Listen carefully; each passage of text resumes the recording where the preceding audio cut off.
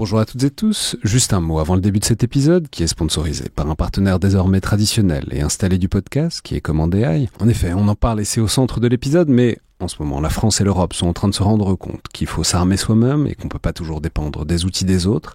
Alors évidemment, au centre, il y a la tôle et la ferraille, le matos dont on parle beaucoup dans cet épisode, comme les obus, les missiles ou les drones, mais tout aussi centrales sont les capacités logicielles, de commandement et désormais d'IA, pour lesquelles je pense qu'il commence à être évident qu'il vaut mieux ne pas dépendre totalement d'acteurs étrangers et américains. Et c'est des domaines dans lesquels on en parle dans l'épisode, mais il y a une culture du logiciel qui est encore assez largement en retrait en Europe par rapport aux États-Unis. Et c'est dans cette perspective que s'inscrit Command AI, créé en 2023, avec à la fois une équipe tech de premier plan et des experts du monde militaire pour développer des produits de commandement des opérations à l'ère de la robotisation de masse et soutenu par des fonds français et européens de premier plan pour proposer des solutions construites au plus près des opérationnels. Pour en savoir plus, rendez-vous sur command.ai, comand.ai.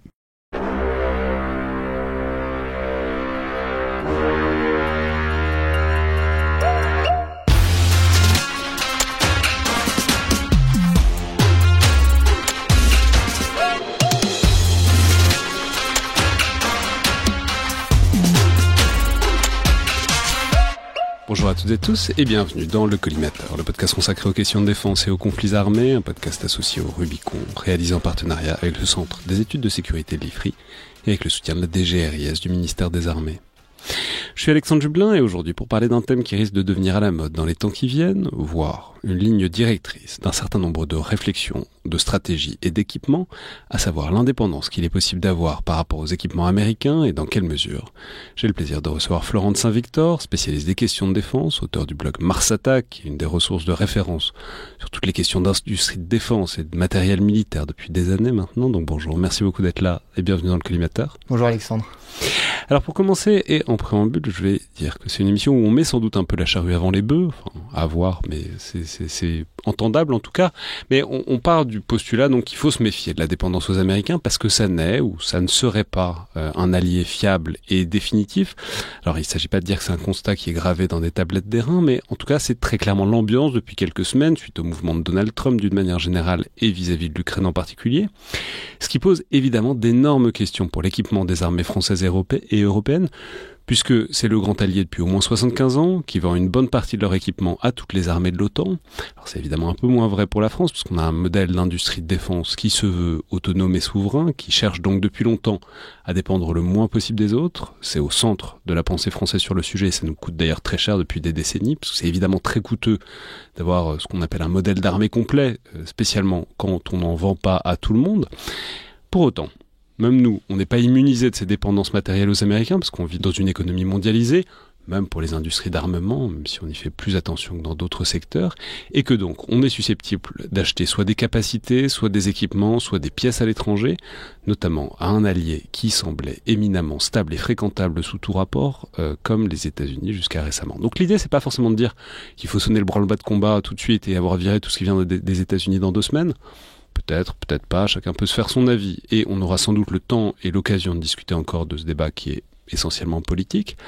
Mais en tout cas, c'est le moment, je crois, de faire un tour d'horizon de l'existant. Si on part du principe assez partagé, je crois, en ce moment, que les États-Unis risquent de ne pas être un allié sur lequel il va faire aussi bon se reposer dans les temps qui viennent, et de voir là, donc, si jamais les choses tournaient davantage au vinaigre, là où les États-Unis ont une vraie capacité de nuisance, voire de blocage, et pourquoi, et surtout comment. Alors, avant tout, et pour commencer, je crois qu'il est probablement bon de déminer un peu la grande peur de ces dernières semaines, l'idée que les Américains auraient un contrôle total sur les équipements qu'ils vendent.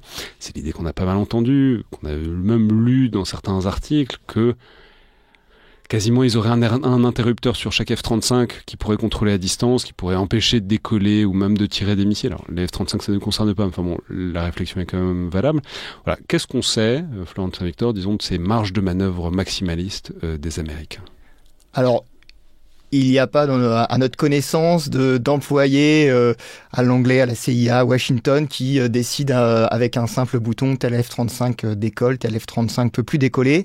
Mais par contre, le F-35, ce qu'il faut comprendre, c'est qu'il s'insère dans tout un système. Au-delà de l'appareil en tant que tel, à chaque fois qu'on achète un équipement, c'est un équipement plus tout un ensemble de liens avec des systèmes de maintenance, avec des systèmes de contrôle, avec des liaisons de données et autres. Et c'est notamment à ce niveau-là, que des choses peuvent être faites et des choses peuvent contraindre, des mesures peuvent contraindre l'emploi du F-35. C'est vraiment un système plus complet où on s'insère dans un certain niveau de dépendance. Et comme vous le disiez en introduction, où l'analyse aujourd'hui entre les avantages de ce système indéniable, si tout va bien au plan capacitaire, en termes de spécification, en termes de capacité aérienne, de capacité à délivrer un certain nombre de missions, ses avantages et les inconvénients parce qu'on s'intègre dans ce système. Et ce système, comment il est composé, c'est l'avion et tout le système notamment de maintenance, tout le système de communication. Et là, pour le coup, les États-Unis, notamment autour du F-35, ont fait un système très complet via la numérisation où l'appareil doit être régulièrement lié à un système de maintenance. C'est un peu comme la mallette du garagiste. C'est une forme de mallette, c'est tout à fait le système Alice jusque dans les années 2020 qui a été remplacé par Odin qui est le grand système de maintenance et auquel le F-35 doit régulièrement être relié et il y a un temps de latence si le F-35 n'est pas relié pendant un certain nombre de jours. Et alors les débats varient si c'est des jours ou des semaines.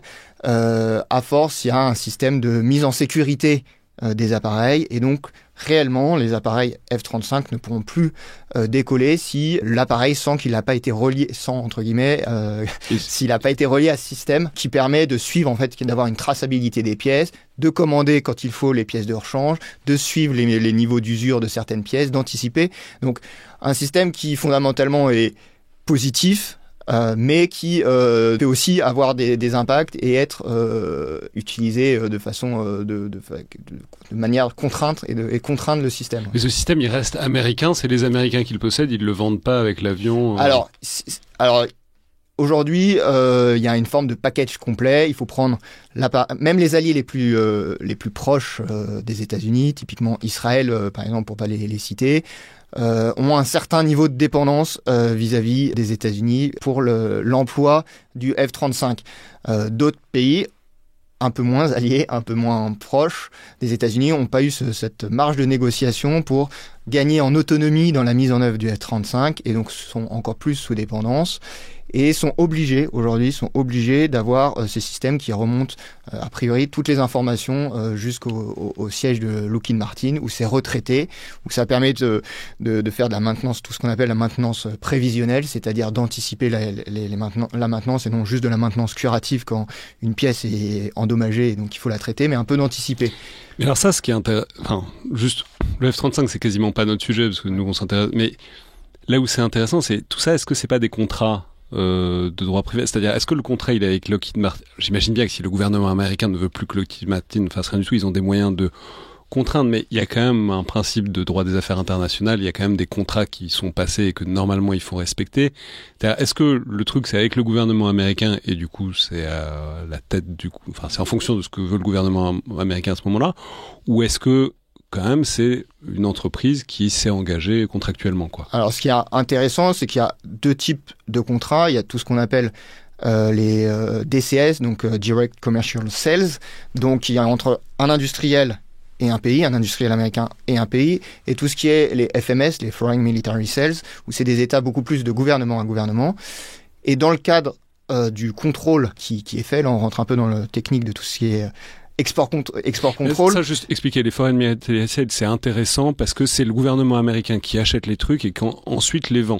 Et c'est intéressant pour les pays qui achètent comme ça parce que du coup, c'est le gouvernement américain qui négocie avec ses industriels, qui a évidemment beaucoup plus de moyens de pression et aussi beaucoup plus de volume, donc de moyens de faire baisser les prix, et qui ensuite revend à des États tiers. Et qui offre des garanties, des assurances de fonctionnement, des assurances totalement de prix, des assurances même qui offrent certaines assurances de bon fonctionnement. L'État américain joue de toute sa puissance pour peser auprès de ses industriels, et c'est des garanties, justement, c'est pour un certain nombre d'États, de traiter avec les Américains plutôt qu'avec les industriels, est vu comme une gage de sérieux.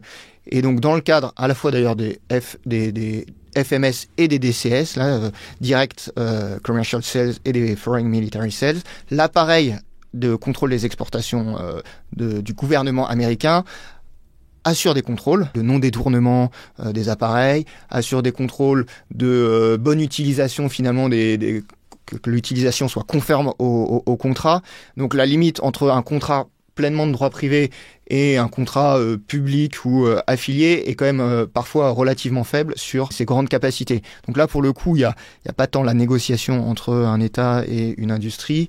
Il y a un tiers au milieu, un loup dans la bergerie, qui est l'État américain, avec ses intérêts, avec ses choix d'alliance et avec parfois ses retournements de tendance, comme on peut l'observer actuellement. Et alors, c'est peut-être le moment de parler tout de suite d'un autre d'un acronyme dont on commence à parler beaucoup ces derniers jours, qui est ITAR, qui est parce que ça c'est aussi quasiment un cadre réglementaire qui, alors après ça implique toujours d'être dans un cadre de droit international ou de droit des affaires internationales où on respecte les trucs, mais en tout cas le gouvernement américain par ce dispositif ITAR a priori une capacité à empêcher telle ou telle utilisation de ces armements, en tout cas d'armements où il y a des pièces américaines à des pays à qui ils les ont vendus, quoi. Tout à fait. Alors, sujet éminemment technique et qui dit technique, hyper complexe. Voilà, donc, dit politique. Je le reconnais bien volontiers, pas forcément être spécialiste de l'export contrôle, mais tout ce qui est ITAR ou même pour la partie technologie duale, donc on parle de EAR, Export Administration Regulations, qui est vraiment la partie de technologie beaucoup plus duale quand ITAR est juste pour les technologies militaires, mais on sait que les deux sont en plus liés, la différence est parfois faible. Prosaïquement, peut-être, ce sont des listes qui varient. Le gouvernement, d'ailleurs, a déjà par le passé a fait des retournements en disant telle pièce n'était pas ITAR, telle pièce est ITAR, telle pièce est dans les EAR, telle pièce n'est pas dans les EAR. Et derrière, qu'est-ce que ça veut dire? Pour les réutiliser, pour les réexporter, donc c'est-à-dire États-Unis, France, par exemple, pour prendre l'exemple, et France ailleurs, il faut une demande express du gouvernement américain. Pour vous donner un volume, un rapport de la Cour de compte de 2023 disait que les entreprises françaises font plus de 1000 demandes de licences de réexport d'équipements américains vers des pays tiers. Donc au-delà des grands ensembles des FMS pour nos armées, les entreprises de la BITD françaises sont pris aussi de manière indirecte dans ce contrôle. C'est si on vend une pièce, je sais pas, bon, je vais pas donner de nom parce que je sais pas lesquels, mais c'est une pièce dans laquelle il y a un calculateur américain. Si on veut vendre cet équipement à un tiers, en fait, il faut demander au gouvernement américain qu'il soit d'accord. En gros, c'est totalement ça. Après, il y a des règles compliquées, les juristes en raffoleront, de minimi, est-ce que la pièce est représente X% du produit fini ou pas, et donc ça rentre dans telle ou telle catégorie. Mais l'idée, un calculateur, on peut parler de boîtes Cisco, Dell, Texas Instruments, toutes ces boîtes, pas forcément cœur de la BITD américaine, mais qui placent leurs produits, leurs sous-ensembles, leurs petits équipements, leurs microprocesseurs, leurs composants radio, leurs serveurs, qui sont en partie réutilisés dans des équipements produits par la BITD française. Ça a des conséquences juridiques de contrôle des exportations, de vérification. Et un volume de 1000 licences par an pour les entreprises françaises, ça vous donne un peu l'ampleur on utilise beaucoup de pièces américaines, tout à fait, ça que ça veut dire. Dans nos produits, pour nous et même pour le réexport derrière. Alors d'où l'objectif, c'est un terme qu'on emploie pas mal depuis assez longtemps dans la BITD française, c'est de faire des équipements ITAR free, c'est-à-dire sans pièces soumises à la législation ITAR, ce qui est un objectif qu'on a réussi pour un certain nombre d'objectifs, mais pas tous. Alors pas tous, ça prend beaucoup de temps.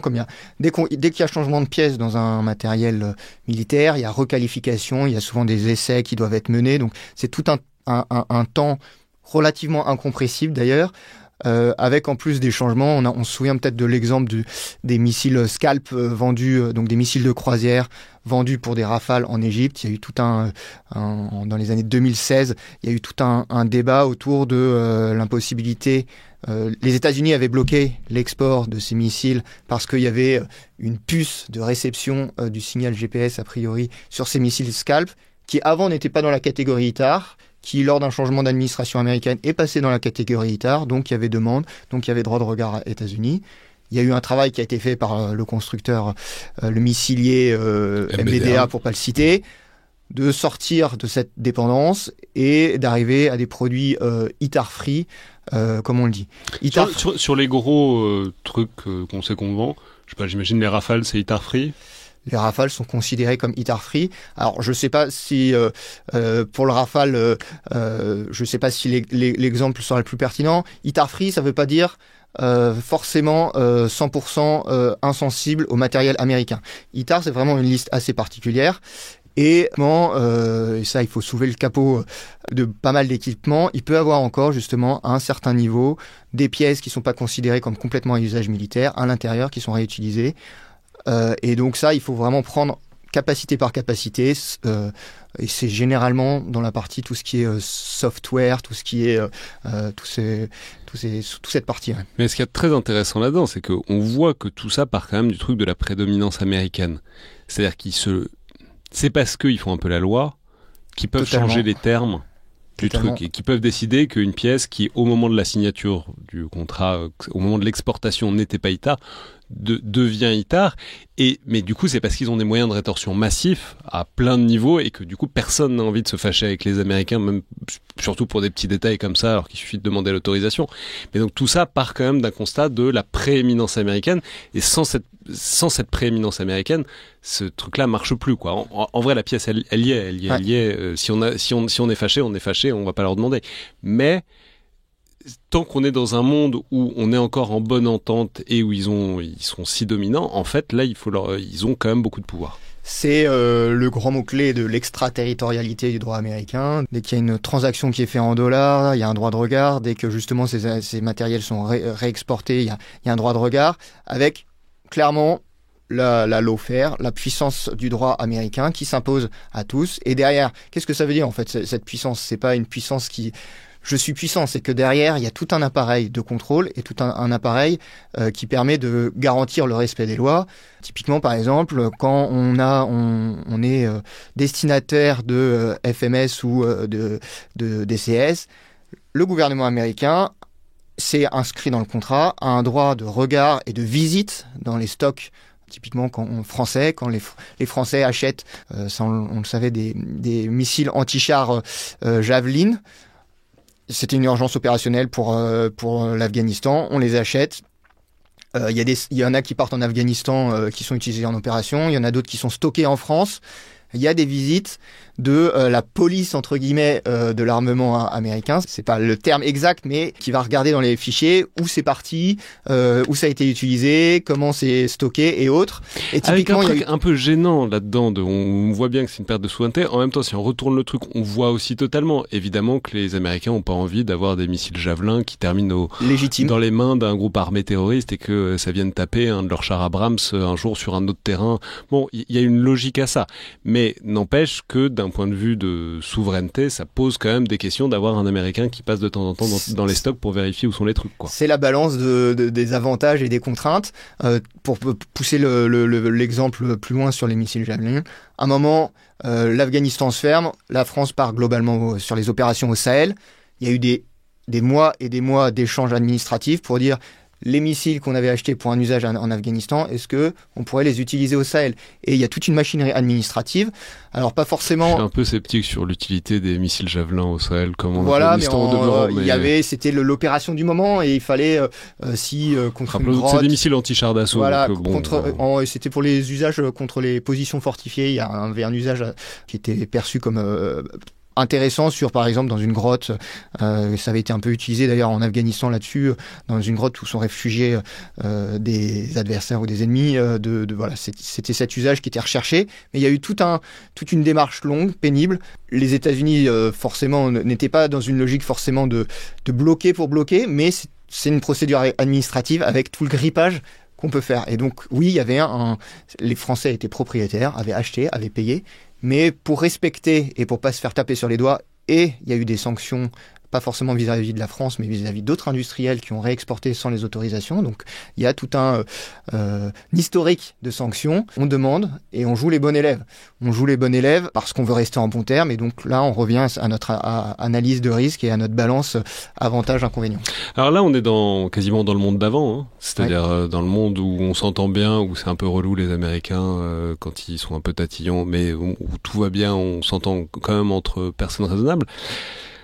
Le propos de l'émission, c'est je sais pas si on est encore dedans, je sais pas si on va y rester encore longtemps, enfin c'est une question en tout cas, et donc c'est de voir là où sont leurs marges de manœuvre et leurs vraies mesures. Donc là, c'est tout ce qui est réglementaire dont on vient déjà de parler. Il y a aussi tout ce qui est technique. Alors là, on a un exemple intéressant qui date d'il y a quelques heures, quelques jours maintenant, qui est celui des missiles HIMARS, donc des lance-roquettes HIMARS donnés aux Ukrainiens, et dont on a appris, enfin je sais pas si on l'a appris, mais en tout cas on a un peu découvert, que en fait si les Américains sont pas d'accord, ils vont pas servir à grand chose ces HIMARS, parce que en fait il y a le camion, les missiles, etc. Bon ça ils sont sur le terrain, les Américains auraient du mal à les récupérer. Par contre en fait il y a toute une partie derrière qui est de ciblage, alors sans même parler du renseignement, on en reparlera après, c'est tout un sujet, mais une partie de juste rentrer les coordonnées, etc. Et en fait ça, il s'avère que les Ukrainiens peuvent pas totalement le faire tout seuls. Tout à fait, et c'est un bon exemple. Le F-35 très technologique, finalement dans l'HIMARS à un niveau moindre, ce lance-roquette qui peut tirer donc des roquettes 0-100 km et puis des missiles un peu plus loin. Voilà, il y a un besoin pour les utiliser, de rentrer et pour avoir un niveau. En fait, c'est ça. Plus que pour les utiliser totalement, c'est pour avoir un niveau de précision maximum. Il y a un besoin de coordonnées et de systèmes de renseignement formatés que seuls les Américains ou ceux qui ont pris le package total, si les Américains leur ont donné l'accord, peuvent utiliser. Donc, c'est-à-dire, c'est pas des coordonnées GPS, c'est pas si simple. C'est plus simple que ça. Il y a tout un système. Il faut des clés de cryptage, de décryptage des systèmes de communication. Ces clés changent à intervalles réguliers, donc il faut pouvoir les mettre à jour. Quelquefois, le système se met en sécurité si on les a pas. Tout ce qui est accès à en fait, l'intérêt pour un HIMARS, c'est de taper le plus précisément possible. Et pour ça, plus on a un renseignement raffiné avec un niveau, là c'est de la coordonnée GPS et tout un ensemble qui en découle de cartographie et de grilles de coordonnées, il faut qu'il y ait un niveau normé américain, plutôt américain, qui soit rentré dans la machine. En mode très dégradé, petit à petit, il est possible que les Ukrainiens arrivent à continuer à utiliser les HIMARS, avec peut-être une précision moindre, trouvent des bidouilles et autres, mais aujourd'hui, pour faire facilement, le poids de la norme américaine et surtout des coordonnées du renseignement est ce qui garantit une utilisation optimale des HIMARS. On peut anticiper sans doute petit à petit les Ukrainiens qui ne sont pas dépourvus de renseignements vont... Tout ce qui est logiciel est craquable par définition, donc on peut trouver des trucs. Après, la question c'est de savoir si ça marche bien, parce que le truc des HIMARS, ce que tout le monde disait, c'est ça marche très très bien. Ça marche très bien parce que le cœur c'est avoir le bon renseignement au bon niveau, avoir un... Mais parce que c'est fait pour être... Enfin, je veux dire, déjà c'est compliqué de se battre contre l'ennemi, si on se bat contre l'ennemi plus contre le fabricant du système... Avec une main dans le dos. Ça commence à devenir compliqué. Voilà, quoi. Et là, c'est pour rentrer dans le détail. Il faut avoir le GPS en mode M, c'est-à-dire le mode dédié à l'utilisation militaire, qui est plus précis, qui est plus protégé contre le brouillage. Tout un ensemble de liaisons et de signal GPS qui est de qualité par rapport au GPS qu'on peut utiliser dans nos montres connectées, dans nos téléphones. Là, il faut avoir quelque chose militarisé pour avoir cette utilisation optimale et pour avoir une précision à la fin qui soit en dessous, autour du mètre, quand par exemple l'utilisation de nos montres connectées à 4-5 mètres ça suffit. Aujourd'hui on sait que la précision dans une utilisation opérationnelle est importante, donc ça sera une utilisation dégradée comme pourrait l'être, pour faire le lien, voilà, comme le F-35, si les flux du système de maintenance continuent à être à peu près ouverts, il y aura une utilisation, mais elle sera peut-être pas optimale, il y aura l'avion qui aura plus de bugs peut-être, et savoir si ça se mettra jusqu'à un arrêt total, parce que ce sont des systèmes intelligents et à un moment ils se rendent compte il y a trop de voyants qui rougent, on se met en position de sécurité et on arrête tout, quoi. Et au-delà de ça, donc là on est sur l'utilisation directe, au-delà de ça on peut dire il y a évidemment des problèmes pour tous ceux qui ont des équipements américains, pour si les Américains veulent plus livrer les pièces détachées, au-delà même de la maintenance, s'ils veulent plus faire les mises à jour, il y a sans doute des moyens de craquer, etc. Mais on est aussi dans un monde technique qui est un peu plus évolué. Enfin, l'exemple célèbre de ça, c'est les Iraniens qui avaient des F-14 vendus par les Américains avant la révolution islamique et qui les ont gardés pendant des années encore. Alors, Là maintenant, enfin si apparemment dans Top Gun on peut encore en voler un dans Top Gun Maverick, mais sinon là ils sont quand même, mais ça a duré quand même des années voire des décennies.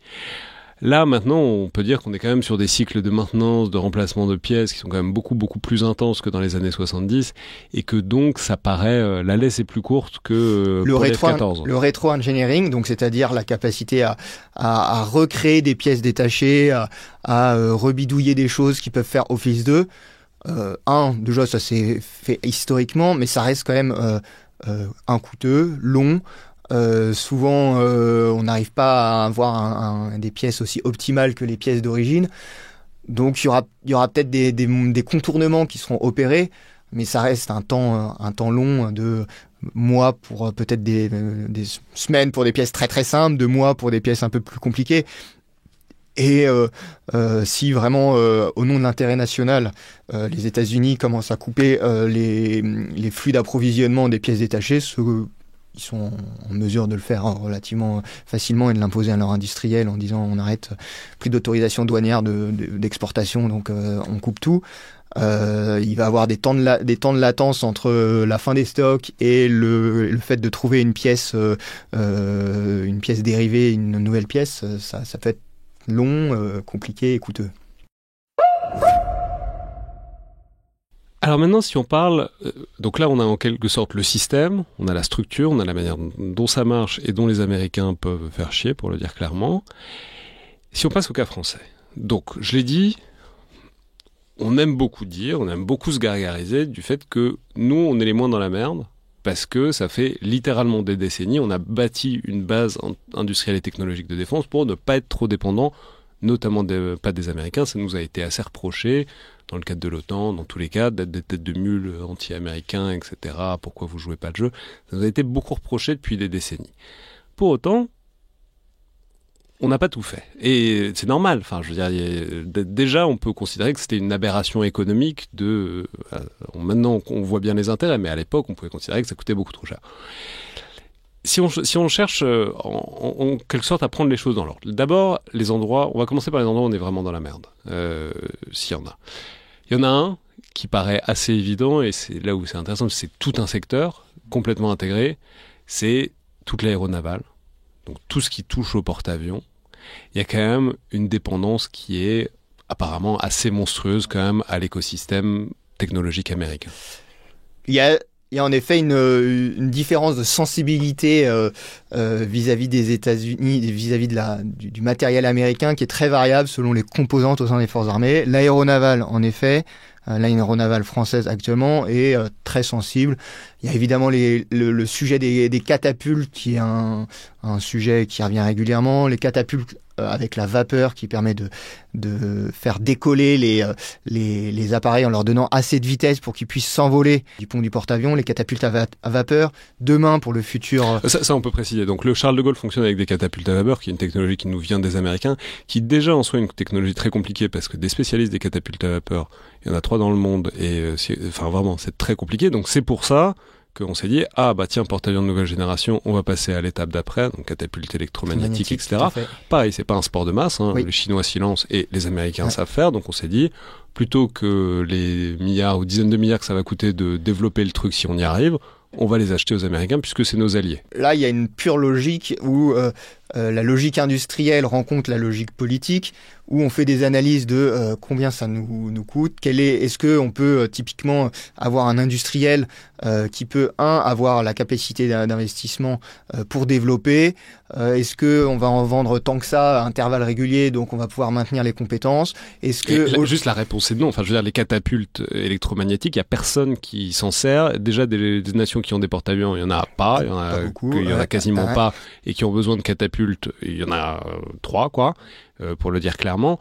Donc, et nous, on veut avoir un futur porte-avions. Donc, l'intérêt de développer alors que les Américains, les porte-avions, ils les produisent. Donc, l'idée, c'est que eux, ils vont avoir ça va faire baisser les coûts et ils peuvent nous en vendre une, quoi. Tout à fait. Le grand sujet, c'est clairement, pour faire du Jancovici de la défense. On vit dans un monde fermé. La LPM, elle commence à 0 et aujourd'hui, elle est à 50 milliards. Et aujourd'hui, il faut faire un choix. Et aujourd'hui, est-ce que là où on met l'argent? Et donc, il y a à chaque fois une analyse de quels sont les choix, quelles sont les priorités. Et il a été décidé que la partie catapulte, vu l'environnement à l'époque, vu le montant d'investissement pour le développement. Aujourd'hui, les catapultes développées, on les achète entre 1, 2, 1, 3, 1, 4, 1, 5 milliards en gros pour le porte-avions, mais sans compter les coûts de développement derrière qui ont été rentabilisés grâce au développement fait pour les Américains. Donc on est sur des masses de 2-3 milliards. Est-ce que c'est le prix de la souveraineté?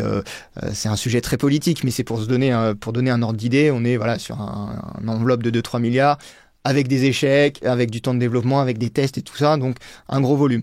Il a été donc décidé, et pour la génération précédente à vapeur, et pour la génération électromagnétique, où là c'est un gros aimant qui bouge pour propulser l'appareil. Il a été décidé donc de plutôt se tourner vers les Américains en se disant que le jeu en valait pas la chandelle. C'est pas ici qu'on décidera si l'analyse a été biaisée, mais là clairement aujourd'hui on ne sortira pas des nouvelles catapultes franco-françaises en un claquement de doigts en très court terme. D'autant que donc ça pose la question parce qu'il y a pas que les catapultes dans l'écosystème aéronaval pour lesquels on dépend des Américains. Typiquement, alors les Rafales marines, on sait c'est à nous. Par contre, il y a un autre truc qui décolle des porte-avions, c'est les Hawkeye. Donc les avions de guet aérien sur porte-avions, ça on en avait, donc les E2C, on les a achetés aux Américains, et on en a racheté des E2D, donc qui maintenant la génération d'après, qui est mieux, qui peuvent se faire ravitailler en vol, etc., qui nous ont pas encore livrés, et qu'on a acheté aux Américains, et là, pareil, c'est un segment, on va pas développer un Hawkei nous-mêmes. Aujourd'hui, il n'y a pas 3 ans. d'alternative. Voilà, il y a pas d'alternative sur le marché.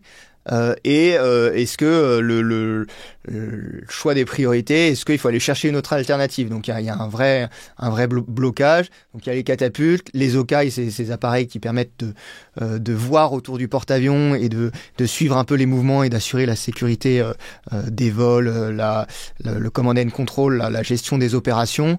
Aujourd'hui, les appareils américains ont pour eux d'être connus, d'être maîtrisés, d'être développés. Donc ça semblait, dans l'analyse, semblait être juste de les choisir. Mais il y a aussi, comme vous le disiez, tout cet environnement. Il y a au-delà des catapultes, il y a tout ce qui est les brins d'arrêt, donc la capacité, quand l'appareil Rafale et les autres appareils posent sur le porte-avions, tout ce qui est le système où la crosse va s'arrêter, donc les brins d'arrêt, et puis même tout ce qui est finalement le cœur de l'aéronaval, comme tous nos pilotes d'aéronaval partent aux États-Unis faire leur formation, pas leur formation initiale, mais leur formation un peu spécialisée, font leurs premiers appontages, leurs premiers décollages sur des appareils américains dans le Mississippi, à Meridian, sur du T-45.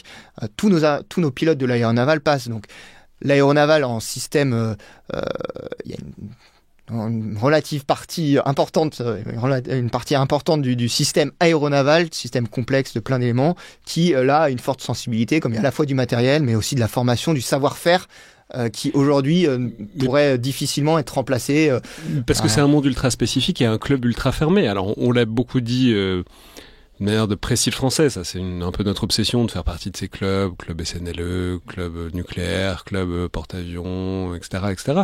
Mais du coup, quand c'est un club ultra fermé, ça fait qu'il n'y a pas tellement vu qu'on est 4 à le faire, globalement. Je pense pas qu'on ira se former chez les Chinois, voilà. Ni chez les Russes qui, les pauvres, leurs porte-avions c'est encore pire. Mais, parce qu'ils en ont un qui a pris feu. Mais, voilà, donc en fait, il y avait une solution qui était totalement rationnelle à l'époque, mais n'empêche que maintenant, il n'y a pas d'alternative, quoi. Voilà, alors les chiffres varient, mais typiquement les Chinois qui ont cherché à développer un système alternatif, on est dans l'ordre d'une dizaine d'années pour y arriver. Les Chinois ont leurs défauts, ont leurs qualités industrielles, mais on est dans ces temporalités-là pour se donner une idée. Oui, s'il faut faire un sprint pour développer une capacité, je suis pas sûr qu'on double les Chinois non plus, vu leurs moyens. Vu leurs moyens, leur niveau technique, les moyens financiers, et la volonté qu'ils ont d'y arriver. Et en plus, c'est une courbe d'apprentissage longue, pénible. Et comme je le redis, la LPM, ça se joue à enveloppe aujourd'hui fermée, au-delà des discours actuels sur le montant, où il faut faire des choix. Et donner des priorités, et il y en a beaucoup actuellement dans le système de force français. C'est que ces trucs-là, c'est des choix capacitaires sur 10, 15, 20 ans, et que évidemment que dedans est pas pris en compte et pas mis dans l'équation le renversement complet d'une alliance de 75 ans. Parce que c'est juste pas cette temporalité-là, quoi. Voilà, le temps politique, le temps de l'émotion n'est pas le temps de l'industrie et le temps de la capacité. Donc la capacité qui est le produit industriel fourni par les industriels, et puis toutes les compétences RH, les compétences, la doctrine, l'utilisation. Il est souvent exprimé dans ce podcast que c'est pas juste un équipement. Il y a tous les initiales d'ORES, doctrine, organisation, ressources humaines et autres. Mais oui, quand il y a un équipement, il y a tout un ensemble au-delà de ça. Et clairement, ce temps, c'est un temps long, c'est un temps coûteux, et le temps, je ne sais pas si c'est l'émotion, on est juste dans l'émotion, mais en tout cas, le temps politique n'est clairement pas le temps capacitaire. Alors après, donc là, on est parti un peu du pire, c'est-à-dire le secteur où on est vraiment dedans, si ça se passe mal, vraiment. Après, il y a tout un tas d'autres secteurs où il y a, si ce n'est des solutions, au moins des pistes de solutions. Alors ça, pour passer dans le domaine aérien, on peut dire, voilà, là on est sur un secteur, en tout cas il y a un équipement dont on savait qu'il fallait le remplacer bientôt, c'est les AWACS, donc les avions, un peu comme le Hawkeye sur un porte-avions, mais en beaucoup plus gros, et ça c'est vraiment pour le guet aérien, pour cartographier toutes les menaces aériennes. Ça, de toute façon, on était en fin de génération, il fallait en racheter, et se poser la question de, est-ce qu'on achète la génération suivante, des AWACS qui s'appellent plus comme ça, ou est-ce qu'on prend une alternative, et l'alternative c'est donc Saab, c'est les Suédois qui développent le Global Eye. Et là, un endroit un peu coup de bol, c'est là, on n'avait pas décidé, bon, on tendait quand même un peu vers le Suédois, on peut le dire, ça se sentait un peu, même si rien n'était fait. Là, voilà un secteur où on aurait pu être dans la merde, mais on l'est pas parce qu'on a une alternative. Tout à fait. La flotte d'AWACS, donc les systèmes de contrôle des opérations et d'alerte précoce, pour prendre les initiales, la flotte française arrivait un peu en bout de vie. Il y avait des cracks, des fissures qui commençaient à apparaître, et des durées de vie qui commençaient à rétrécir. Donc il y avait un processus qui était déjà... Juste pour le dire, pour les auditeurs qui seraient pas familiers de comment fonctionne, c'est absolument essentiel, crucial, etc. pour tout faire. Enfin, je veux dire, les Rafales, c'est très bien, c'est les effecteurs, mais il faut les coordonner, il faut être capable de cartographier les menaces, de les suivre et de diriger vos forces, faire du commandant du command and control. Ouais. Ça, c'est les AWACS qui le font. C'est un bomberger qui, c'est le gros appareil bâti sur des appareils plutôt civils, des Boeing actuellement, avec le gros radar qui tourne au-dessus, voilà, qu'on voit, qui en gros voit à 400 km autour de lui à la grosse.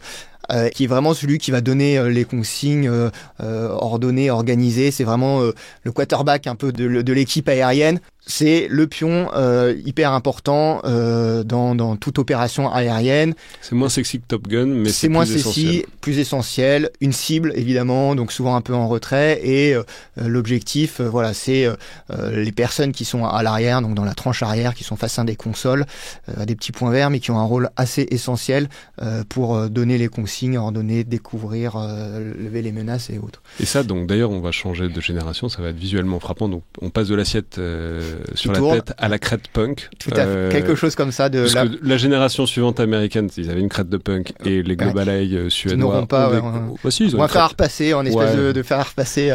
Voilà. Parce que la technologie a évolué. Bon, tout à fait, en effet. Mais donc, il semblerait qu'on s'oriente vers ce truc-là qui est européen, OTAN, souverain, des copains.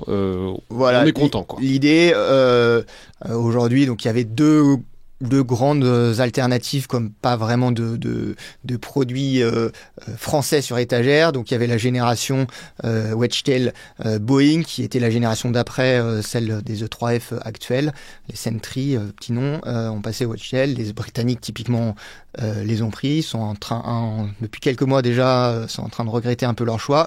Ou la solution Saab, qui basée là sur un Beechjet plutôt bombardier, donc les Beechjet canadiens, a ce radar. Et il semble que les négociations pour remplacer donc nos AWACS français s'orientent plutôt vers cette solution, qui est une solution européenne, alors vers d'une forme de préférence européenne, avec et surtout, ce qui est intéressant, c'est avec des spécifications. C'est pas un choix complètement par défaut. Les spécifications semblent être à peu près dans l'enveloppe d'une spécification américaine, et on semble se mettre un peu moins de cordon ou de difficulté à travailler avec la partie suédoise qu'avec la partie américaine. Et comme Dieu sait qu'on a eu des difficultés, notamment avec la génération d'avant, où là il y a eu des contraintes, typiquement au moment de la rénovation à mi-vie des Boeing actuels. Il y a eu tout un niveau d'imposition des spécifications américaines qui se sont ajoutées en disant si vous voulez vraiment continuer à être interopérable avec nous, si vous voulez vraiment continuer à avoir le top du top, il faut absolument que vous preniez ça. Et donc une forme c'est le poids de la norme en coalition. Ils ont imposé beaucoup de choses et donc l'enveloppe a pris énormément de millions en plus, du délai en plus, des négociations compliquées en plus. Et c'est typiquement la définition de la dépendance. Et donc cette génération, cette rénovation à mi-vie des Boeing n'a pas laissé que des bons souvenirs. Et donc clairement, il y avait une recherche d'alternatives sur cette capacité. Alors, on va peut-être essayer d'avancer un peu plus vite parce qu'on en a plein à faire encore, mais on peut dire il y a un autre. Alors ça, c'est un virage qu'on a déjà pris, qu'on est très content d'avoir pris. C'est toujours sur ces trucs moins sexy que des avions de chasse, mais tout aussi important, c'est sur les ravitailleurs aériens, où ça, on avait depuis des années des C-135 américains que on a, Dieu merci, remplacé par des MRTT de Airbus, des Airbus A330, mais comme des avions de ligne, mais en fait sur lesquels on a mis des grosses citernes, quoi. Et ça, on est très content, déjà parce que le programme américain il est un peu pourri, un peu compliqué, et ensuite parce que du coup c'est à nous, quoi. Voilà, je pense c'est un bon exemple de cette désensibilisation qui est un processus en fait engagé depuis longtemps. Les C-135, KC-135, on peut presque les décisions, on peut presque les remonter au président de Gaulle, donc qui avait fait une petite impasse sur la souveraineté complète en allant chercher ces avions américains finalement. Mais voilà, le processus de l'arrivée des MRTT, c'est un processus ancien où là on s'est dit qu'il y avait un coup à jouer et ça a été un bon choix, comme tout à fait tout ce qui est KC-46, donc le programme de Boeing prend retard sur retard. Boeing prend des charges financières à chaque résultat financier pour annoncer que ils ont quelques petits accidents aussi qui les spécifications ne sont pas respectées, tel ou tel niveau et atteinte n'est toujours pas respecté, alors que les MRTT semblent plutôt bien fonctionner et que pour le coup Airbus a bien réussi son coup. Et en gros Airbus est en train à quasi chaque appel d'offres qui est en cours aujourd'hui de par le monde, les MRTT, quand il y a des comparaisons assez point par point, sont en train de prendre à peu près le lead à chaque fois, à chaque campagne de ravitailleurs. Donc, au-delà du besoin qui était finalement très français, il y a eu aussi un investissement qui a été fait et qui est rentabilisé à l'échelle internationale, qui est une des caractéristiques de notre BITD. Il faut le poids de l'export pour rentabiliser. Et donc là, il y a eu un pari plutôt gagnant et des pays qui sont pas insensibles au fait qu'il y a une alternative à l'offre américaine sur une capacité. Alors maintenant, un autre secteur, enfin une autre catégorie, disons, c'est la catégorie des trucs qu'on a, mais on ne sait pas si on en a assez, enfin ça va être compliqué quand même. C'est typiquement tout ce qui est spatial, toutes ces trucs-là. Alors, on a des satellites, on en a une petite dizaine, quoi. On a les Syracuse pour les communications, on a les CSO pour l'observation, on a les CRS pour le renseignement électromagnétique, donc on a je crois 3. Très bien, c'est super. La question, c'est, les Américains nous prêtent vachement les leurs, quand même. Et la question, c'est, est-ce que cette petite dizaine de satellites, il nous suffit si on peut plus emprunter ceux des copains, quoi. Alors ça remonte finalement à la logique, à l'histoire de la guerre du Golfe, où la dépendance au renseignement américain était énorme et donc l'appréciation de la situation était rendue compliquée et finalement on dépendait énormément du renseignement américain. Il y a eu tout un travail et toute une volonté de ne pas fermer les canaux du renseignement américain, mais d'être en mesure de un peu le confronter. Et sur certains sujets, ça sert à rien d'avoir une armée autonome si elle n'agit que sur les renseignements que vous donnent les autres. Évidemment, si vous n'avez pas de capacité de renseignement propre, vous êtes obligé de suivre le doigt qui vous pointe une direction. le célèbre appréciation de la situation de manière souveraine qu'on voit mentionner dans beaucoup de documents de doctrine et qui se retrouve justement dans ces capacités propriétaires souveraines en écoute, en observation, en communication, mais qui reste, et où il y a un vrai débat qualité-quantité. À la fois, est-ce que ou parfois plutôt la quantité est une qualité en soi, et où là on est capable peut-être d'assurer une partie du spectre d'émission de manière totalement souveraine, mais dans le cadre d'opérations un peu compliquées, on va avoir du mal à tenir le volume, la distance. On s'en souvient par exemple, il y a le souvenir de l'opération Serval au Mali, où les Américains étaient plutôt allants, mais où nos capacités de communication et de satellite et de communication satellite étaient très limitées, et donc elles étaient réservées à des créneaux très spécifiques, vraiment faire un choix de commandement en disant nos certaines communications passeront par ces satellites, mais la taille des tuyaux ne permettait pas de tout faire remonter vers Paris et autres. Mais par contre, on s'appuiera sur du satellite américain, parfois militaire s'ils étaient bienveillants avec nous, et même voire du satellite civil pour les communications les moins sensibles, et tout est relatif, ce qu'on appelle aujourd'hui, c'est devenu très à la mode, et on va sans doute en entendre beaucoup parler pour l'Ukraine, c'est tout ce qui est l'hybridation des réseaux. Donc c'est utiliser certains réseaux de communication civile pour des emplois militaires, en essayant de garder le cœur du système du début et la fin de ceux qui se parlent de manière sécurisée, mais finalement les informations passent et essayent d'être noyées un peu dans le flux des informations civiles. C'est une pure analyse de risque, un pur choix de commandement, de se dire, pour certaines opérations, pour telle communication, on est tellement en manque et on a tellement de besoins de communication, il va falloir passer par des moyens civils. C'est tout le dialogue et tout le débat qui est actuellement autour de Starlink. Starlink a une constellation immense, est capable d'assurer pour les drones en Ukraine, pour le commandement et autres. Si demain Starlink ne couvre plus l'Ukraine, est-ce que les alternatives... Voilà. Il y a une analyse là aussi politique, économique. On verra comment il la tranche. Ça peut être intéressant. Ça va être intéressant à suivre, pas juste pour le plaisir du débat, mais parce qu'il y a aussi des conséquences sur le terrain. Est-ce que les alternatives type Eutelsat ou OneWeb qui existent, qui sont plutôt européennes, auront-elles la capacité de complètement remplacer? Auront-elles, en termes de quantité, en termes de qualité de réseau, là il y a un peu une heure de vérité qui va arriver.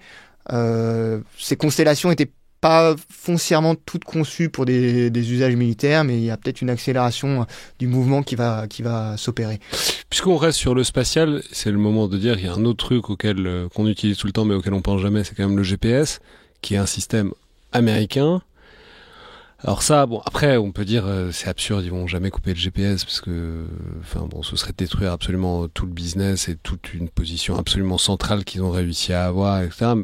Là, on est encore, c'est une émission de parano qu'on est en train de faire. C'est vraiment, fondamentalement, et si, tout part en vrille, ouais. Et voilà, qu'est-ce qu'on fait? Mais, donc, méga parano.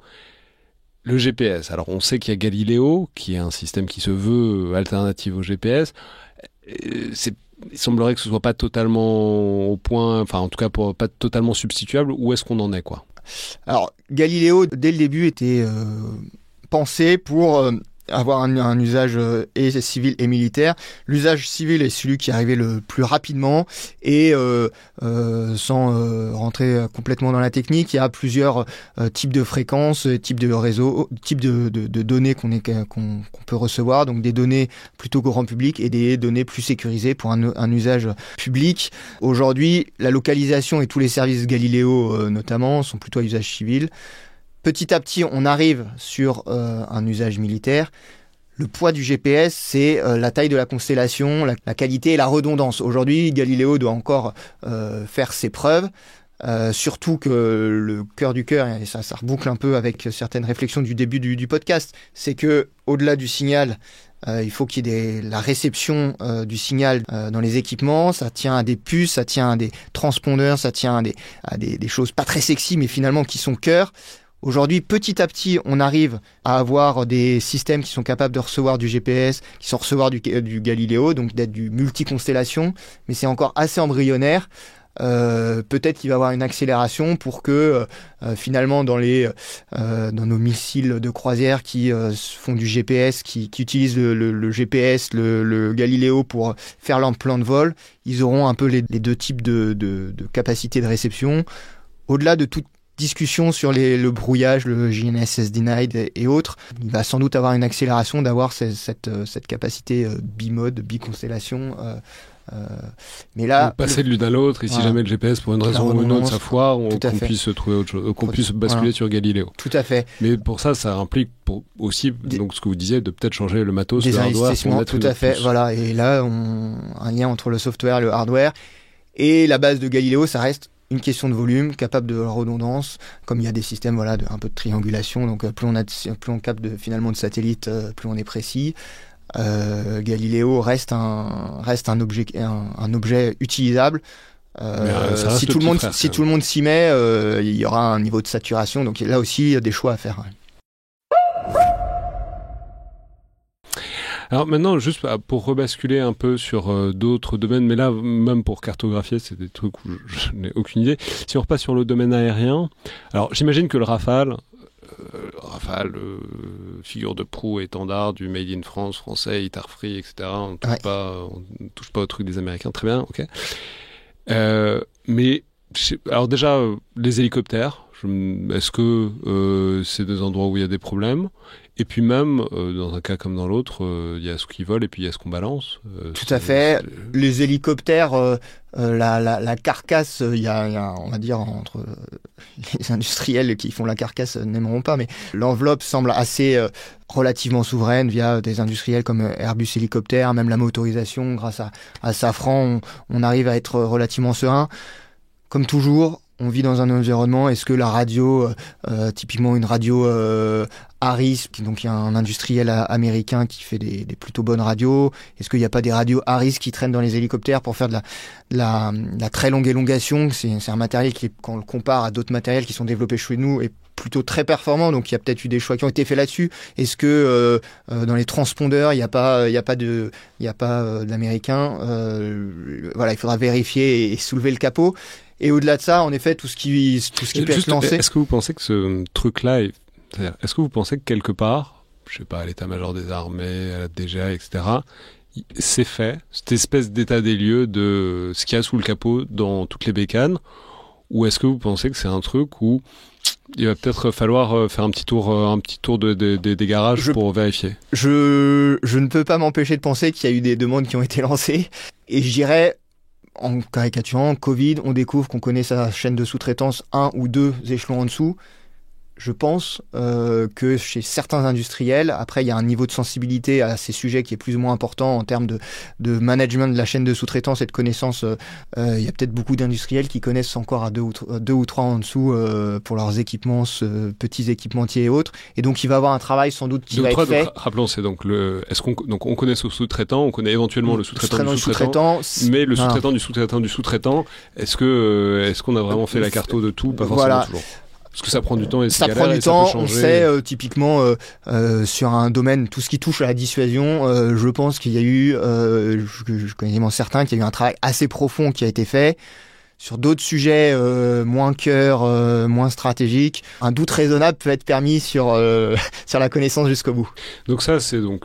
Mais la DGA, typiquement, la DGA a fait le travail de carto des appros pour le Covid suite justement au blocage matières premières. Donc il y a pas mal de données qui sont faites, et puis il y a des divisions à la DGA, c'est cœur de sujet chez eux. La direction de l'industrie de défense, c'est chez eux que ça va réfléchir fort. Et alors maintenant, juste, on passait donc, il y a les avions, les hélicoptères, et puis il y a les munitions. Alors ça, bon, les missiles, on a un missilier franco-britannique qui est MBDA, donc ça on est très content, même s'il est aussi britannique. Donc, italo-germano-britannico-français. Originellement essentiellement franco-britannique, même si après ça s'est élargi. Non, mais cela dit, il y a des Britanniques dedans, donc il faut toujours s'interroger de voir, parce que eux ont évidemment des dépendances encore beaucoup plus fortes aux États-Unis que nous. Mais bon, disons qu'il y a une capacité d'être un peu serein puisqu'on les fabrique là. Les bombes, les bombes, obus, les missiles, je sais pas. Est-ce qu'il y a des dépendances ou est-ce que tout ça on a quand même réussi à garder il y a sur du travail de fait. Typiquement, les missiles, on n'est pas à l'abri. Le Hellfire qui est fait sur les drones Reaper, symbole d'une forme de dépendance, General Atomics. Les drones Reaper tirent du Hellfire, donc du missile air-sol. Aujourd'hui, on a tenté d'installer finalement des missiles ou des armements autres sur le Reaper. Ça reste très compliqué parce qu'on est dans une architecture relativement fermée, donc il faut des droits, il faut que les industriels américains donnent les autorisations à ce qu'on fasse qu'on plug certaines choses, qu'on touche au logiciel, qu'on touche aux commandes et autres. Donc compliqué. Hellfire, on a beau avoir un missilier européen, ça reste compliqué. Sur les bombes, il y a eu un travail de fait parce qu'il y a eu un peu de difficulté par les années passées où tout ce qui est bombe à désignation, qu'elle soit laser ou autre, bombe guidée, aujourd'hui on est remonté en compétences. Pas tant pour le kit de guidage, donc la partie qui se plug à la bombe, qui était maîtrisée depuis quelques années déjà par Safran, mais pour le corps de bombe. Donc le corps de bombe, là où il y a l'explosif. Aujourd'hui, hier, on se fournissait quasi exclusivement chez les Américains et on avait un peu perdu parce qu'on n'arrivait pas à avoir les volumes et donc la rentabilité en France. On a fermé les usines qui faisaient ça. Mais il y a eu la décision parce qu'on avait des difficultés d'approvisionnement, parce que les Américains suivaient pas les cadences de nos commandes dans le cadre des campagnes en Libye, puis en Irak-Syrie. Il y a eu une décision française qui a été faite de retrouver cette souveraineté et d'enlever cette dépendance. Et typiquement, un attelage comme Aresia et Safran ont fait l'effort industriel non sans mal de réindustrialiser cette capacité, qui est un bon exemple parce que il a fallu cet attelage grand groupe et ETI française, Aresia, qui trouve les usines disponibles en France, qu'il y ait les permis de relancer toutes les chaînes d'appro. Donc un cas de la réindustrialisation se fait pas en claquement de doigts et compliqué, avec des freins administratifs, juridiques, qui sont un sujet pas du tout glamour, sur lequel la DGA se penche. Il va falloir encore plus se pencher. Le niveau européen le prenne en compte aussi, parce qu'il y a certains... quelquefois, on se bat avec une main dans le dos sur ces sujets. Et en fin de compte, on est quand même bien content quand les Américains ont un peu merdé depuis des années sur leur capacité à livrer, parce que ça nous a un peu forcé à monter en gamme, et on s'en plaint pas aujourd'hui. Voilà, il y a eu du réveil qui a déjà eu lieu, mais le travail de trouver du temps, des moyens, des mètres carrés disponibles, des compétences RH, ça prend du temps, et aujourd'hui on pourrait être indépendant sur les GBU, là, les bombes guidées à la fois en corps et en kit de propulsion et en kit de guidage. Mais c'est 4, 5 ans, 6 ans de travail dans le passé pour arriver à ce niveau-là. Ouais. Et maintenant, alors, secteur dont on n'a quasiment pas parlé pour l'instant, mais dont vous me disiez quand on préparait cette émission qu'il était plutôt moins exposé, c'est tout ce qui est l'armée de terre. Alors ça, on sait, il y a des trucs qu'on a achetés aux Américains, c'est les LRU, donc les lance-roquettes unitaires qui sont des M270, je crois. Enfin bon, qui sont des vieux trucs américains qu'on a achetés sur étagère. Mais de toute façon, on en parlait avec Léo Peria-Peña il y a pas si longtemps à ce micro. Bon, on n'en a plus. De toute façon, il fallait trouver autre chose. On se demandait si c'était des HIMARS ou autre chose qu'on allait acheter. Bon, là, vu comme ça tourne, pas sûr que ce soit des HIMARS. Mais bon, ça, c'est un truc où on était dépendant des Américains. Je sais pas, est-ce que c'est le principal? Est-ce qu'il y en a d'autres qui vous paraissent problématiques? Ouais, l'armée de terre est globalement une composante des forces armées françaises qui est moins sensible et qui a moins de sensibilité vis-à-vis du matériel américain. Le LRU est en effet un des cas. Il y en a, les chiffres, on se bagarre, il y en a une dizaine encore, on va dire ça, pour trancher en France, qui ne sont plus soutenus par les industriels américains. C'est tellement vieux que même les Américains font plus. C'est pas qu'il faut les têtes de cochon, c'est juste c'est tellement obsolète pour eux que la boîte de vitesse, elle a été reconstruite en France parce qu'il y avait plus d'industriels américains qui étaient capables de la maintenir. Il y a encore des paniers pour les roquettes qui ont été achetés récemment aux États-Unis, mais le blindé est plus soutenu et daté. Donc il y a tout un travail qui est en cours et votre intervenant précédent est très au courant de ce sujet sur de faire émerger des offres alternatives avec des gros consortiums, d'autres offres qui se préparent aussi un peu dans les couloirs pour trouver une offre alternative, où là ce qui est intéressant c'est le porteur qui est pas forcément le cœur de la capacité, la donc munition. Le porteur, c'est le camion. Le camion, chenille, pas chenille, roue par roue. Ça, des camions, ça tombe bien. Enfin, on a des camionneurs, on a voilà. Carcus, on a des gens qui savent faire. La munition qui est là un tout petit peu plus importante, avec là des bagarres entre plusieurs industriels français, européens. Et où on le voit, finalement, le C2, la partie command-control, le nerf électrique informatique, qui là va prendre une vraie importance, tout ce qui est la capacité à recevoir ces ordres d'un PC, à extraire les coordonnées, à les rentrer, à les transmettre, où là, finalement, on va être au cœur du système, et où c'est là où l'alternative sera la plus importante. On devrait arriver à trouver, et il y a des questions, il y a tout un processus de challenge et d'innovation entre guillemets qui est mené par les armées françaises. Chance, on a commencé un tout petit peu avant l'actualité du moment, donc ça devrait émerger. On espère que ça émergera sans trop de retard, mais voilà, c'est aussi cet intérêt d'étudier chaque valeur dans la capacité entre le porteur important, mais on peut jouer la concurrence, les munitions un tout petit peu plus important, il y a des choses, et puis là vraiment se concentrer sur le cœur, sans quoi rien ne marche. Et simplement, est-ce qu'il y a d'autres segments qui vous paraissent problématiques dans l'armée de terre, ou c'est vraiment celui-là, quoi? Oui, ce qui est intéressant aussi, ça serait autant l'armée de terre peut-être finalement en interarmée comme il y a un sujet, c'est tout ce qui ouvre plein de sujets, c'est tout ce qui est les opérations en coalition. Alors ça, c'est ce que j'allais dire. Justement, puisqu'on parlait du C2, on peut dire, ça c'est un truc, bon, on l'a dit souvent, mais l'OTAN, donc chacun apporte des trucs, mais on sait depuis très longtemps, en fait, c'est les Américains qui font le système nerveux, qui font le C2, notamment, et que ça... Pour le dire clairement, s'ils se barrent, là, il y a un vrai gap parce que c'est eux qui ont ce poste-là depuis très longtemps. Et donc là, ça, la question que je me pose, alors j'imagine qu'il y a plein de savoir-faire, mais est-ce qu'il y a du matos aussi? Est-ce qu'il y a je sais pas si c'est des logiciels, je sais pas si c'est des matériels. Enfin, je veux dire, est-ce que c'est juste des trucs qu'il faudrait réapprendre à faire ou est-ce que c'est des programmes qu'il faudrait développer, auquel cas ça prend encore beaucoup plus de temps, quoi? Il y a des briques et il faut faire marcher les briques ensemble. Et surtout, il y a le logiciel.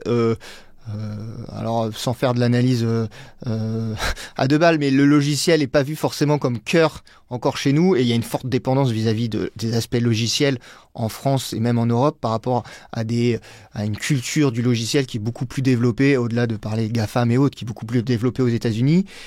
Et on le voit typiquement dans l'OTAN, qui est une formidable machine à produire des normes. Et ça, je crois que c'est vraiment un sujet important. Que ça soit dans le domaine des procédures, comment on utilise les matériels, là, les SOP, que la norme du matériel, les STANAG, donc les standards, les accords de standardisation, avec des comités de rédaction, de rédaction, de normalisation, une comitologie qui fait comment faire marcher les uns avec les autres. Et la norme, c'est pas neutre en fait. La norme, il y a une triple signification. Il y a la déclinaison technique et opérationnelle, comment ça marche, aspect pratique, aspect matériel. Il y a un volet économique, comme en fait finalement la norme, ça dirige ce que vont faire les industriels. Donc l'industriel qui arrive à définir le besoin, qui arrive à définir la norme, a un avantage concurrentiel. Donc le niveau technique, le niveau économique est fondamentalement un sujet de nature politique, avec une certaine façon de voir le monde, d'imposer sa norme. Et l'OTAN et le combat, les opérations en coalition, là il y a un vrai sujet. Et d'où la nécessité, parfois mal comprise, au-delà il faut peser dans l'OTAN.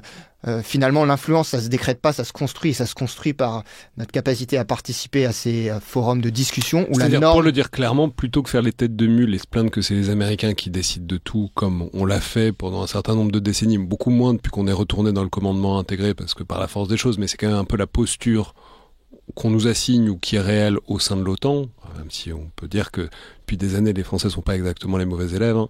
Mais bon, c'est quand même toujours un peu l'image d'Épinal.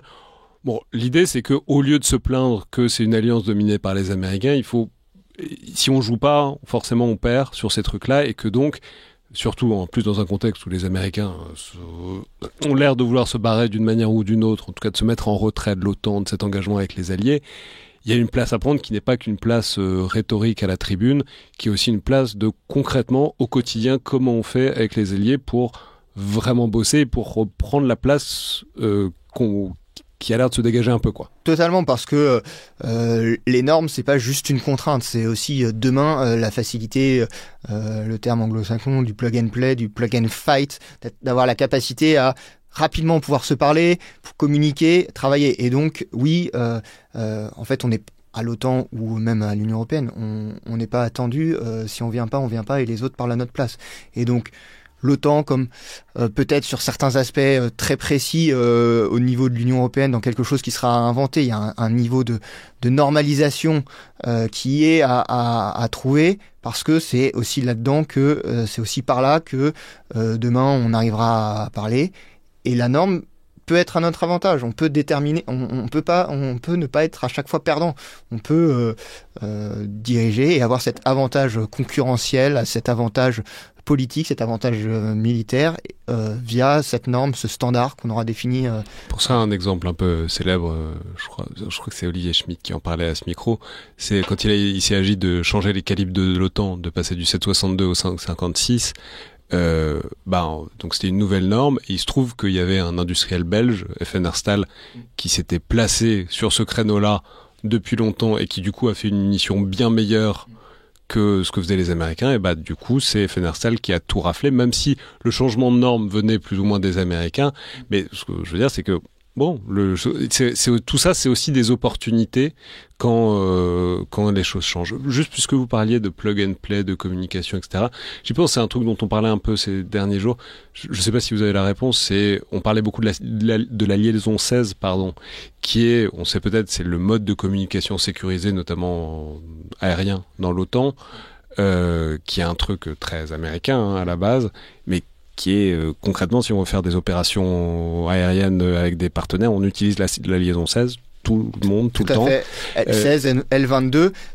Qu'est-ce qu'on fait est-ce qu'elle est américaine? C'est-à-dire, est-ce qu'ils la reprennent avec eux s'ils veulent plus qu'on l'utilise, ou est-ce que c'est des trucs qui, pour le coup, ça, c'est des procédures qu'on a nous-mêmes, quoi? Alors aujourd'hui, sur la liaison, il y a à la fois le signal, ce qui est intéressant, et les pouvoirs de contrainte, c'est rentrer tout un ensemble de clés, de crypto, de cryptographie, de sécurité, où là, il peut avoir la génération de ces clés, peut être propriétaire de certaines armées, de certaines industriels, et gagner en autonomie dans la mise en œuvre de ces systèmes où là la clé décide accès ou pas accès.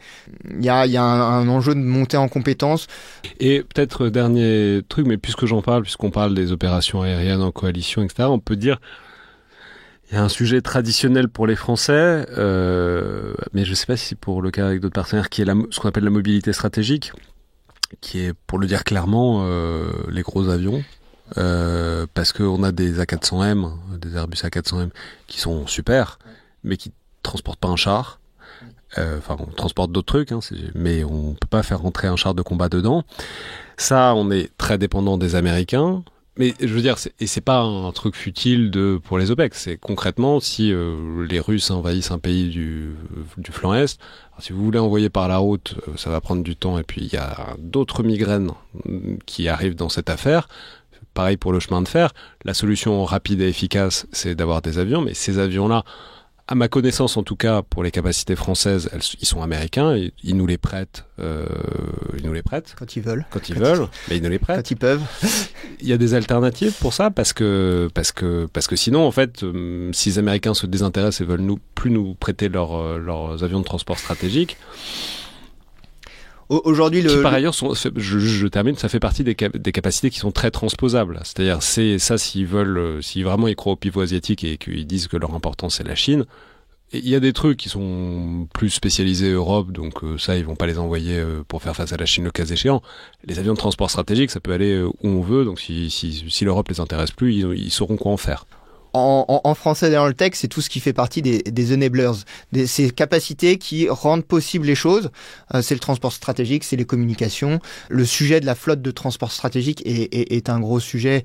Serval, le lancement de l'opération Serval se serait pas fait sans l'aide des moyens américains. Il y avait en plus à l'époque, on se souvient tous les Antonov ukraino-russes qui ont été utilisés. Aujourd'hui, pas sûr que les Russes nous les prêtent aujourd'hui. Pas sûr. Les Ukrainiens sont hélas, il y en a encore quelques-uns qui volent, mais plus beaucoup. Aujourd'hui, le commandement, il fera avec ce qu'il a, et ça sera compliqué. Et en gros, il va falloir retrouver des équilibres différents. Aujourd'hui, on a, sans aller jusqu'au transport stratégique, on a une flotte d'appareils de transport et d'appareils de transport et d'assaut A400M, C130, différents dérivés, et les CASA. Si on enlève les C130, donc qui sont des appareils américains avec une motorisation américaine et autres, les A400M feront plus de brouettage qu'auraient pu faire des C130. Les CASA feront des Noria autant qu'ils peuvent. Il faudra retrouver des équilibres, mais ça sera plus compliqué. Il faudra passer par beaucoup de intermodalité, le train, la route, les appareils, et en effet faire un peu un mix des deux, mais ça sera compliqué. Aujourd'hui, il n'y a pas d'alternative sur le marché, il n'y a pas d'Européens qui serait capable de faire un truc de mobilité stratégique. Il y avait des chiffres qui sortaient, un programme de transport de grande charge, donc la 400M c'est 37 tonnes à peu près de charge utile. Si on voulait passer à un peu plus, c'est un programme à 10 milliards de développement en gros, au bas mot. Et quand on se souvient de la galère qu'a été la 400M, on a un truc qui marche très très bien. On n'a pas forcément envie de se relancer dans la migraine d'après tout de suite. Tout à fait. La 600M ou 800M de demain, c'est un programme à 10 milliards. Est-ce que aujourd'hui, avec toutes les priorités, c'est la priorité. Dans un monde parfait où l'argent coulerait à flot, ça pourrait être typiquement un sujet d'intérêt d'un programme. Là aussi en coalition, on peut partager les coûts et autres. Il y a sans doute d'autres priorités, et donc on fera avec les moyens du bord et avec ce qu'il y a en soute et en catalogue et sur les bases. Il faudra faire un mix d'un peu tout en solution. Ouais. Et enfin, alors là on a fait un tour bien complet, je pense, des capacités françaises, des dépendances et des indépendances des armées françaises. Dernière question, c'est la question en fait des partenaires, parce que bon, l'idée c'est pas, ce qui est en train de se profiler, c'est quand même de faire ce qu'on appelle le coalition of the willings, en gros de rester copains avec les gens qui sont partants au sein de l'OTAN. Alors si c'est plus les Américains, il faut les remplacer, mais de rester entre gens qui sont d'accord et qui ont envie de coopérer. Et je l'ai dit plusieurs fois au début, mais nous, on est quand même les plus souverains des plus souverains dans la bande. Et la question, c'est comment on fait pour aider les autres sur ces choses-là. C'est-à-dire, alors le F-35, c'est l'exemple paradigmatique, mais à bien des égards, c'est l'arbre qui cache la forêt, quoi. Et je sais que depuis quelques jours, tout le monde appelle l'Allemagne à annuler ses commandes de F-35. Etc. Déjà, ça n'arrivera pas. Ça paraît très compliqué. Et puis, on n'a pas d'alternative à proposer. Dassault va pas vendre des Rafales à l'Allemagne. Maintenant, c'est trop tard. En tout cas, ils ont déjà des carnets de commandes et des lignes de production qui sont complètement pleines. Ils n'ont pas envie de démultiplier, semblerait-il. Donc, en fait, il n'y a pas vraiment d'alternative à l'heure actuelle. Donc, la question, c'est... Donc, nous, ça va, à peu près modulo tous les trucs qu'on vient de dire. Comment on fait pour aider les copains ? Alors sans, si possible, leur dire, on vous l'avait bien dit, ce qui est quand même un truc qui tourne beaucoup ces derniers jours. D'ailleurs, on vous avait dit qu'acheter américain, c'était toujours une mauvaise idée. Ça doit être une forme d'éthique de la responsabilité de notre part. C'est sympa, on se fait plaisir, mais est-ce que c'est comme ça que ça permet d'avancer ? Il y a clairement des cerveaux qui doivent fumer dans certains couloirs de réflexion. Je pense qu'il y a une certaine modestie, comme c'est toute notre capacité à attirer et à être moteur dans une coalition de volonté, dans notre capacité à pouvoir faire ensemble, à avoir une approche partenariale qui est en jeu, mais c'est réussir à détricoter ces niveaux de dépendance et à montrer qu'une offre, pas forcément uniquement française d'ailleurs, mais une offre différente et soutenable, politiquement, financièrement. Il y a sans doute, face à l'urgence, ce système qui se met en ébullition et cette réflexion qui doit avoir lieu. Aujourd'hui, contractuellement, il y a quand même beaucoup de gens qui sont très bloqués. Il y aura des pénalités, et donc il faudra mettre les pénalités face aux avantages, essayer de calculer un peu les deux. Aujourd'hui, il y a clairement aussi une logique d'urgence. C'est notre capacité à livrer en qualité, en temps, à des prix corrects. Et ça, clairement, la responsabilité des industriels français et européens est primordiale. Il y avait une rationalité de certains à choisir américain. On la comprenait peut-être pas. On s'en insurgeait et autres. Il y avait cette rationalité du parapluie, l'équipement qui était d'un niveau particulier. Aujourd'hui, cette rationalité doit être réétudiée, surtout point par point. Et l'idée est en plus d'assurer une transition douce dans les arsenaux et dans les stocks entre les matériels un peu compliqués à des nouveaux matériels et autres. Et donc, il y a une vraie responsabilité des décideurs politiques et industriels français et européens dans cette transition si demain finalement politiquement on veut assurer un avenir commun et pérenne pour ce qu'on représente et ce qu'on est, quoi. Merci beaucoup Florent Saint-Victor. De rien, merci. Donc je rappelais qu'on peut retrouver vos analyses, vos articles sur le blog Mars Attack. C'était donc Le Collimateur, un podcast produit par Alexandre Jublin et distribué par Binge Audio. Comme d'habitude, si vous avez aimé cet épisode, notez-le, commentez-le sur Apple Podcast ou sur Spotify. C'est ce qui aide à qu'il soit diffusé, qu'il soit plus largement écouté. Et tous les retours et commentaires sont bien évidemment utiles, intéressants, et que ce soit sur ces plateformes ou par mail ou sur les réseaux sociaux du Rubicon. Merci à toutes et tous, et à la prochaine fois.